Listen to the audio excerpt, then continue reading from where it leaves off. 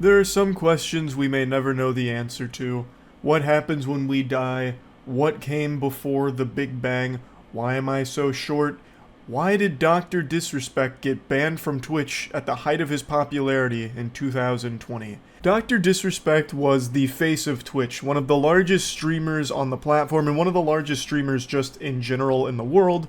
And out of nowhere, in 2020, he received a permanent ban, with no elaboration from Twitch's side, nor his. Though he has been somewhat vocal about suing Twitch as a result of getting banned, but he's never explained what the ban was for in the first place. So it's always just been this mystery that's plagued the minds of scholars for the last 4 years. A mystery on par with Area 51.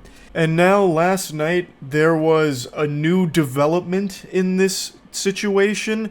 Now, I want to be very clear, these are still allegations here, but a former Twitch employee on a random Friday night just came out and dropped a fucking bombshell, claiming that Dr. Disrespect got banned because he was caught sexting a minor using the Twitch Whisper system and trying to meet up with them at TwitchCon. An extremely surprising statement that jump-scared the entire streaming community.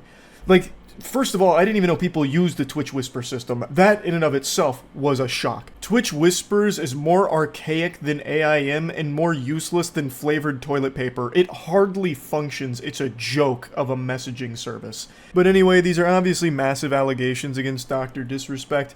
Now, they didn't provide any evidence or proof of the claims. However, a lot of other parties, like journalists, came forward saying that they had heard similar things from Twitch employees, like their trusted sources had told them similar stories about the reason behind Dr. Disrespect's ban.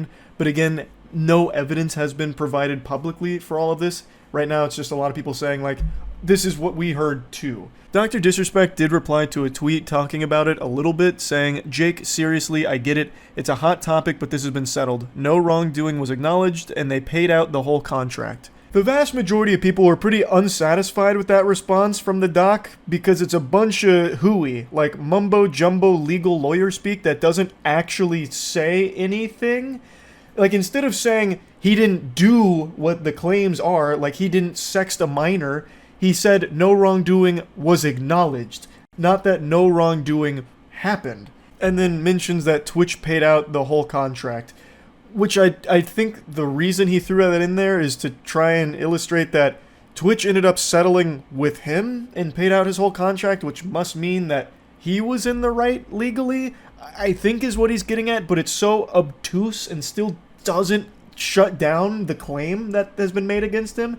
So most people were left scratching their head wondering, well, is it true or not? So about an hour ago, he did make a follow-up tweet here saying, "Listen, I'm obviously tied to legal obligations from the settlement with Twitch, but I just need to say what I can since this is the fucking internet. I didn't do anything wrong. All this has been probed and settled, nothing illegal, no wrongdoing was found, and I was paid. Elden Ring Monday." He definitely provides a little more clarity with this statement. However, I have to wonder what legal obligations have got him like fucking strangled like Homer Simpson around Bart Simpson's neck that are preventing him from just saying he didn't sext a minor if he didn't. He's still kind of talking around it, saying it's been probed and settled, nothing illegal, no wrongdoing was found, he was paid. Instead of just like outright coming out with a fucking iron fist saying, this is baloney, this is a load of horseradish, absolute fish paste, that's not true. Whatever this legal settlement with Twitch was in the Thunderdome here, it's prevented him from being able to talk directly about this claim, it seems, which is so fucking odd. Now, I think it's important I mention just how uncommon it is for Twitch to permanently ban a streamer of any size. Period. That's more rare than a total solar eclipse. It just doesn't happen often at all. There was a streamer who went live and she goatsied herself directly at the camera on Twitch, only got a 72-hour ban. A year or two ago, there was a streamer who had full-blown sex on stream and she only got a 72-hour ban. There's so many streamers that also have like 10 or even 12 bans to their name and still get to stream on Twitch without issue. So a permaban doesn't happen often, and it certainly doesn't happen often to the biggest streamer on their platform, and Dr. Disrespect was under a big contract with Twitch at the time of his ban. So for them to permanently ban him at the height of his popularity while he was the face of their platform with a big contract from them, it had to be something big. And the theory I subscribe to, and the most commonly accepted theory for why he was banned, was that it must have been some kind of big contract dispute. This time period was a wacky one, quite quirky for sure. It's when Mixer was still around, God rest its soul. It went out with a sad, pathetic whimper, a little wet fart into the wind, but at the time, it was a juggernaut, and it was scaring Twitch.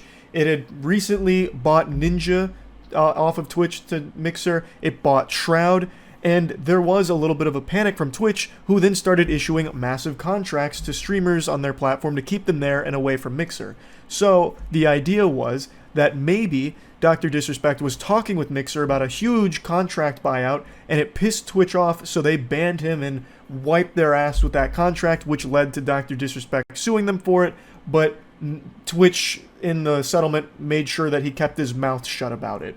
That was the main theory most people believed, again, myself included, and now this has come out. And again, there's no evidence to support the claims, but with a handful of other people coming forward saying they heard a similar reason behind his ban, it's got a lot of people believing that it must be accurate. Now, if it is true, it does also make Twitch look pretty bad here, in my opinion, because this is a situation that deals with child safety on their platform, and if the face of their platform was sexting a minor through their Whispers service, I think Twitch has a responsibility to explain what they're going to do going forward to ensure that kind of shit doesn't happen again. Though I guess there could again be some real fucky nonsense in the legal proceedings that followed. I have no clue, really. But in the event that it is true, it still makes it seem like Twitch was covering up for the face of their platform being a predator.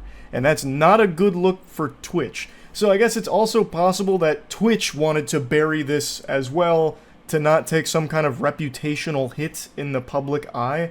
Especially, I guess, during 2020 when Mixer was around. So I guess that's possible. I do, however, think now that this allegation has come out, whether it's true or false, I think this is going to be the start of the information around the ban coming forward, either from Twitch or Dr. Disrespect here, because this is such a massive allegation. So someone's going to come forward to set the record straight one way or the other is what I think will probably happen here, but I could be totally wrong. It could be another 4 fucking years before there's even a peep about the Dr. Disrespect Twitch ban mystery. But something I've seen a lot of other people talking about is they're surprised that Twitch was reading Whispers in the first place. I don't think anyone should be caught off guard by that. In the current day and age, everything you send through any service can easily be accessed by that service and is most likely being accessed by that service. All of your data is constantly being harvested and sold.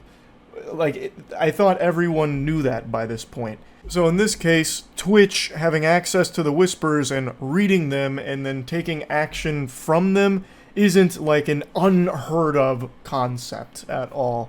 It's just a matter of not that's the reality of what happened, if this is a true claim or not. But anyway, just kind of wanted to go over where everything's at right now. It's kind of just a complete mess, so I guess we'll see as the story develops. That's really about it. See ya.